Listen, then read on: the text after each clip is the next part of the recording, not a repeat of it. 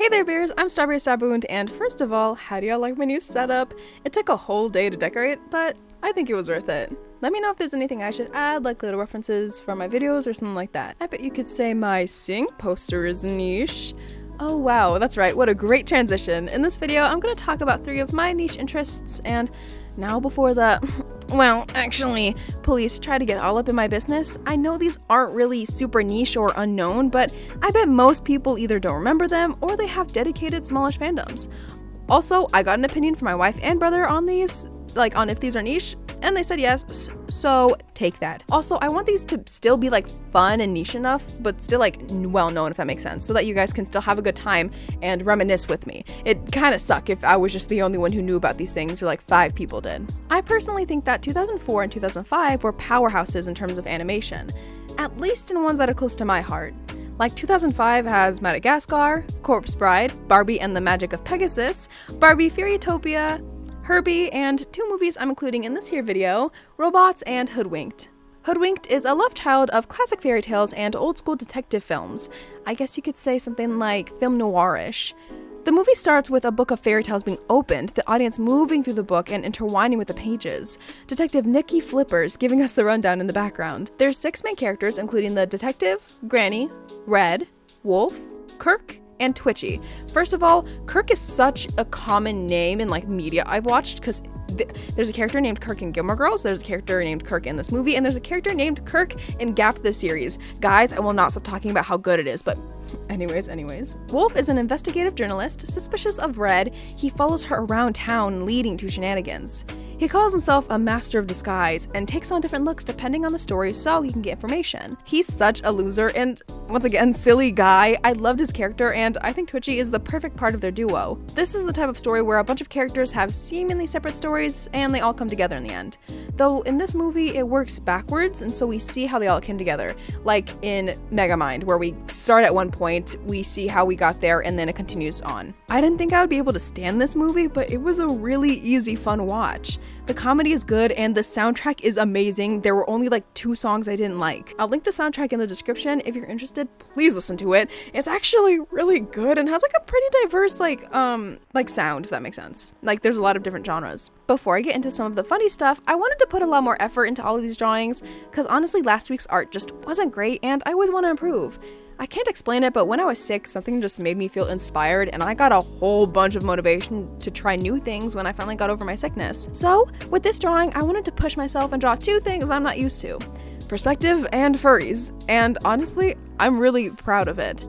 I've only drawn like 2 or 3 furry characters ever, but I'm really happy with this. I still have a lot to learn though, like I have no idea how to add diversity in furry art. Like, I didn't really know how to draw his unique head shape, and so that was definitely hard. So it doesn't really look like him, it just looks like some wolf. My brother actually told me I made him look too badass, which I think is very funny, but I had no idea how to make him look more like a loser, so he gets the privilege of looking cool for now. He's apparently always disguised as Pantsless McGee because this man loves letting his mud butt breathe. However, this isn't Patreon, so y'all don't get to see all of that. Instead, I just gave him some regular like basketball shorts, and I think they're pretty fitting. Also, mutt butt, credit to my brother because I was struggling to figure out what to say. Also, he is a Lakers fan. Hell yeah, I'm also a guaranteed Lakers fan. He's wearing LeBron's number, but LeBron was on a totally different team during this time period, so there's 2 options. One, he's actually a fan of Von Wafer, but that wouldn't make any sense due to his short time on the team. I think he was there for half of a season, though he was there a little bit in 2005, which is the year that this movie came out. Or he could be a fan of Lou Hudson, though I'm just assuming that due to him wearing the same jersey with Lou's iconic afro in this one scene where he is in a disguise. 2. They predicted the fact that LeBron would be a part of the Lakers team. That's all I got. I wanted this to also have really cool dramatic lighting, and at first I had it as a like circle light, but in the end I thought it looked cooler coming from the top corner. In the background I put a bunch of news articles on the papers behind him because he's a journalist, and I had them all flowing behind him because it's badass, I think. Behind him as well I put a board with a bunch of papers on it and like with pins in them because I don't know, that's where he'd put his notes and stuff. That seems like more of a detective thing, but still. Also, me, my wife, and my brother thought that he was the detective, only to be proven wrong, and I think him being a journalist is way cooler and makes a lot more sense. Also, I drew Twitchy all cute and tiny on Wolf's shoulder. Oh my gosh, look at him, he's so cute! Now, I don't really know how to fit my silly notes I wrote into the script, so I'm just gonna read them off and put some of my favorite clips here. Red's outfit is so cute. The flared jeans underneath the little skirt, oh my, yes, please. And this movie loves its handheld like shaky cam, especially at the most random times, or like during a kind of like action sequence. You need a license to travel by hummingbird. Red calls Granny Triple G. The director is the Geico Gecko. And here's a finished product. I love it a lot, honestly. And now here's a compilation of my favorite quotes or just silly moments from the movie I liked. Take them downtown, boys. It's the woods, Chief. We don't have a downtown. That's the problem with you bears. Always grounding up the wrong tree. Little girl, I'm on to you. Save it, Red Foo. What's up, baby? Granny, what's happening? What up, my homies? You ready to get spanked? Yeah, so what's the dizzle, Grizzle? You ready to floss that hill, player? Full shizzle. Yeah.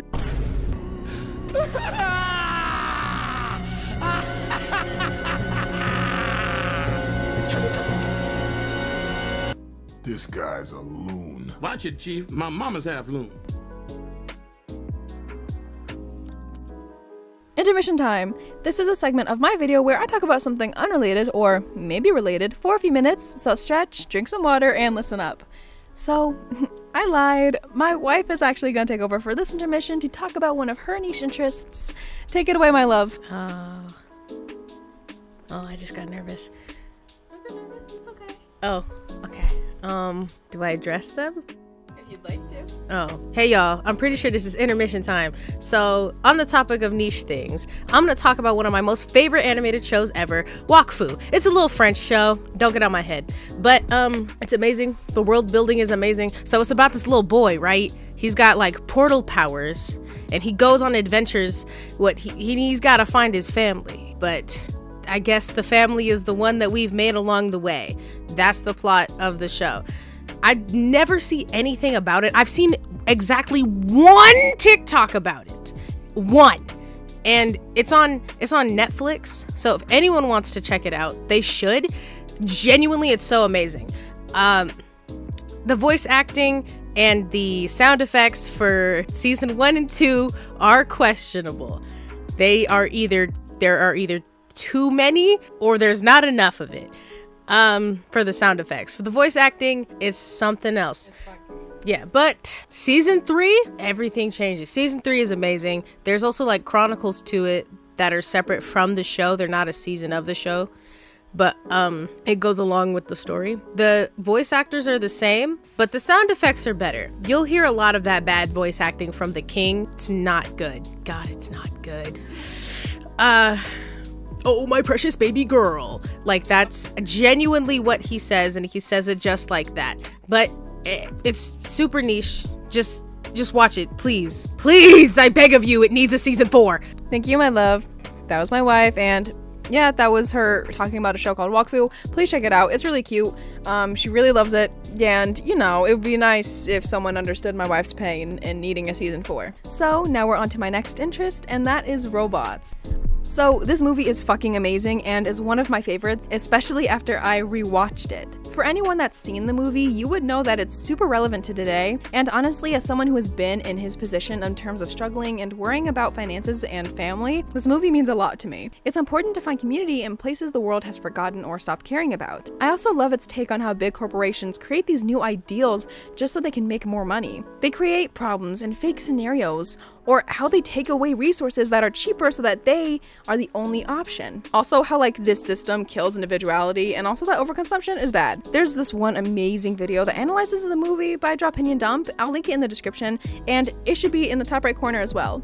They cover a lot, and it's really well done, and I don't want this video to be just about that, so please check the video out because it is so good. I love videos like that, and I've seen some other videos before. It's really fun. The movie starts with the delivery of our main character, Rodney Copperbottom, and then we see his building process.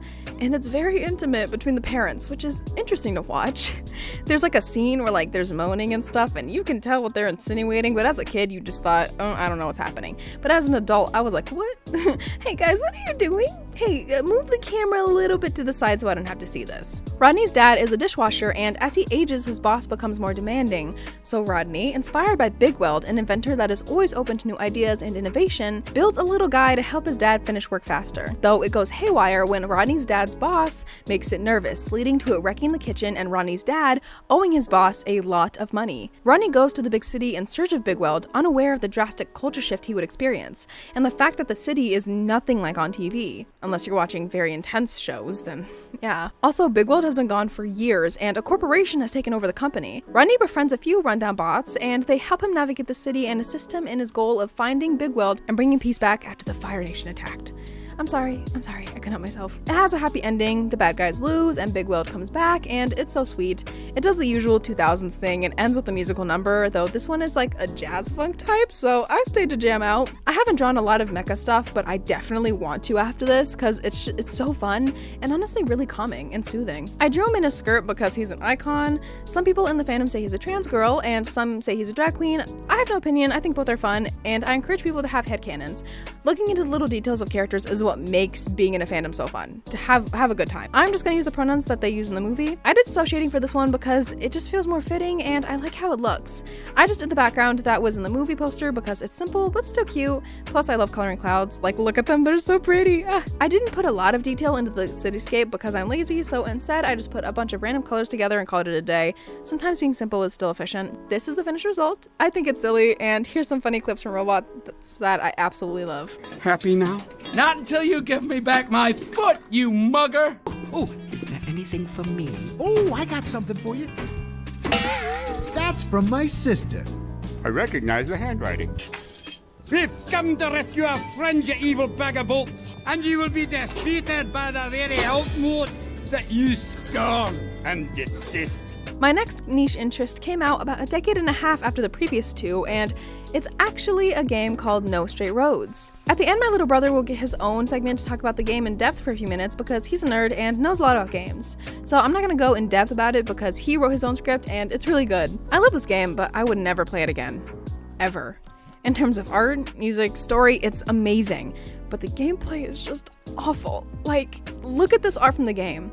It's beautiful, the colors are amazing, and it's just so pretty to look at. And the music is perfect to listen to when you need to concentrate. I actually listen to all of the versus songs when I write scripts. Plus, one unique, awesome thing about this game is that there are versus songs, aka songs where you go against an enemy and it's a song that plays when you fight. Oh, I forgot to mention that each enemy is someone who makes their own music, so each song and enemy has their own unique sound depending on the character. But anyways, each versus song has like 2 or 3 different versions. Original, rock, and EDM, or something like that. One character actually has like a vaporwave version, it's very cool. I'm gonna link the whole playlist in the description and also in the top right corner again. It's so good, please check it out. This game is definitely really fun in co-op, well, at least it's intended to be. I actually played through the whole thing with my little brother, the one who I'm gonna let talk about it, and I actually let him choose a character I drew, and he chose Eve. This is what Eve looks like. I love the colors and how unique she is, so I was very excited and up for the challenge. I give her hip dips because I just can't help myself. They're very cute.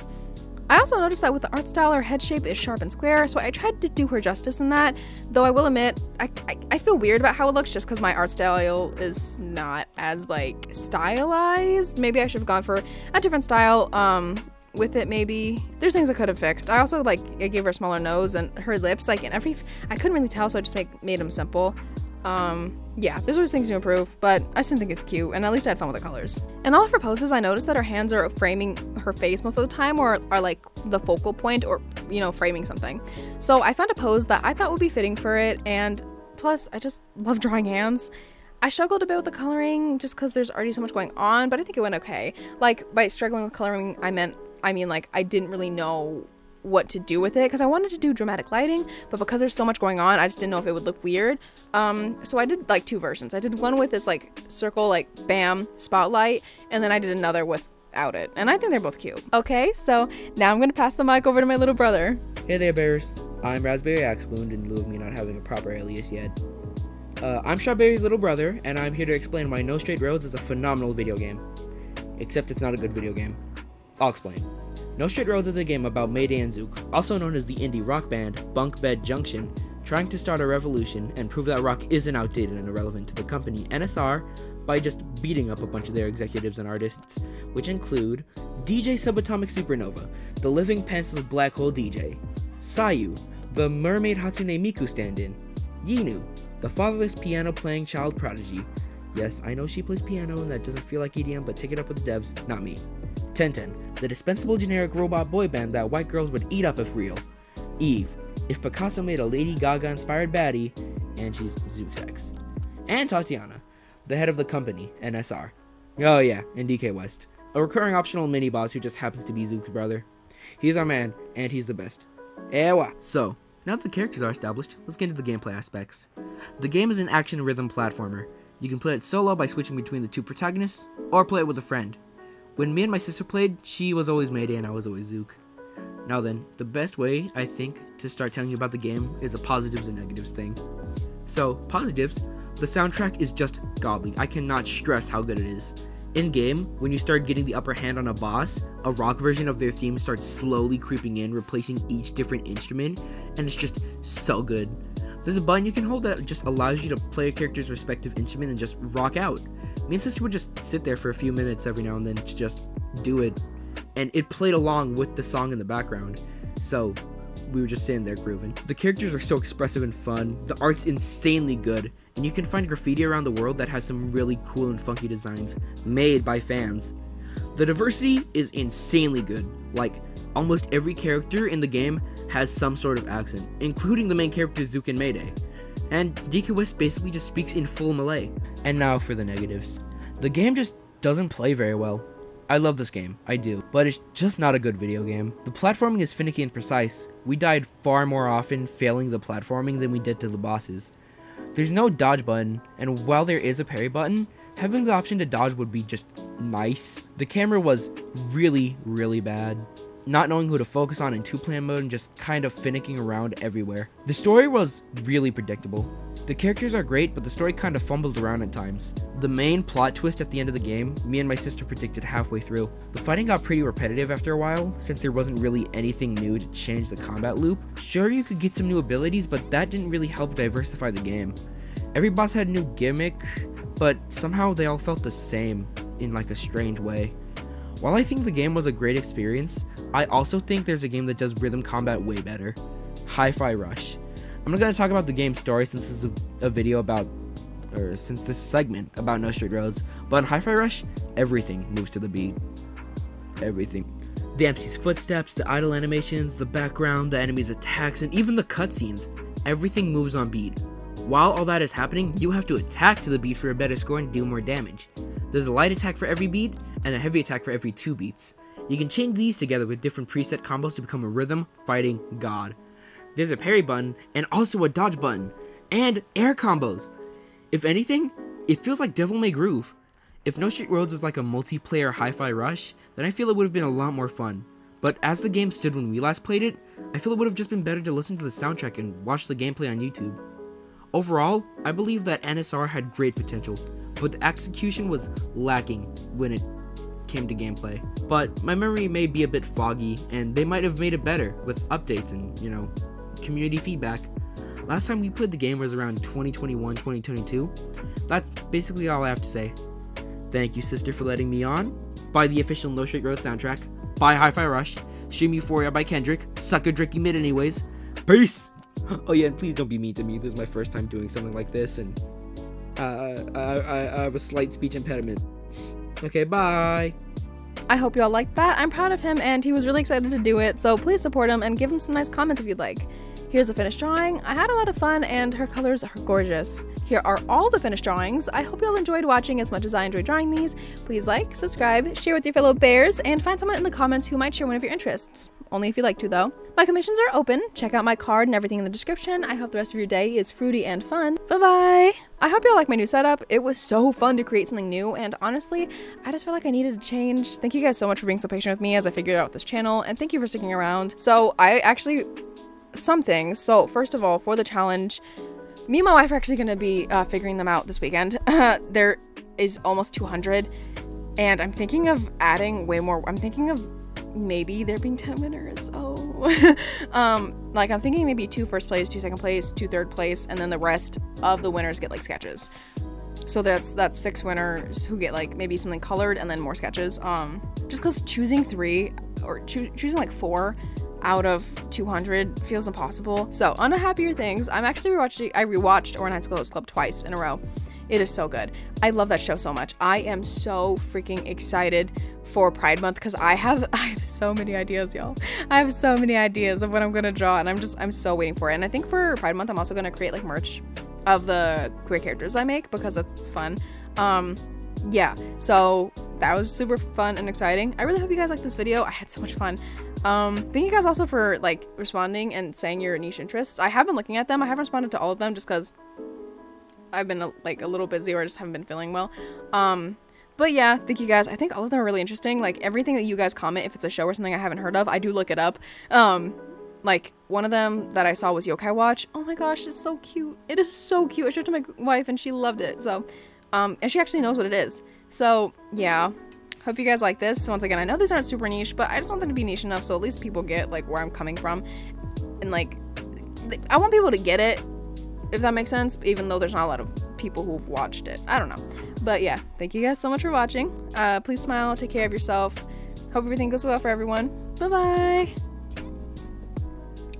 Hope you smile today. So I forgot that. Bye. Wolf is an before you get into... He's apparently always disguised as... 2. They predicted the fact LeBron would be a part of the Lakers team. That's all I got. 2. They predicted... 2. They predicted the fact that LeBron would be a part of the Lakers team. That... 2. They predict... 2. I wanted this to show at first I had it as like a certain... Fuck me. Also, I drew hello? I can't.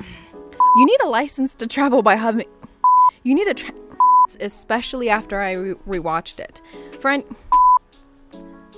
Especially after I rewatched it. Have a good time. Have fun with it.